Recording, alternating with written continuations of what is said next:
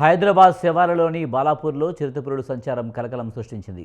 బాలాపూర్లోని research centre ఇమారత్లో 2 చిరుతపులులు తిరుగుతున్నాయని అధికారులు తెలిపారు.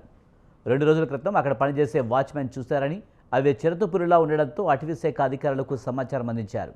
దీంతో ఆర్సీఐ లోపల అటవీ సిబ్బంది తనిఖీ చేపట్టినప్పటికీ వాటి జాడ కనిపించలేదు.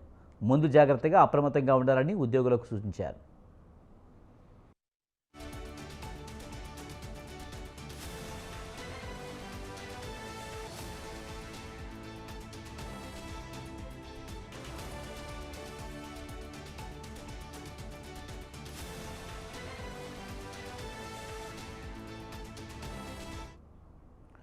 ఆర్సీఐ ప్రాంగణంలో 2 చిరుతపులులు తిరుగుతున్నాయన్న సమాచారంతో అప్రమత్తంగా ఉండాలని ఆర్సీఐలోని డిఫెన్స్ ల్యాబ్ స్కూల్ ప్రిన్సిపాల్ విద్యార్థుల తల్లిదండ్రులకు నోటీసులు జారీ చేశారు.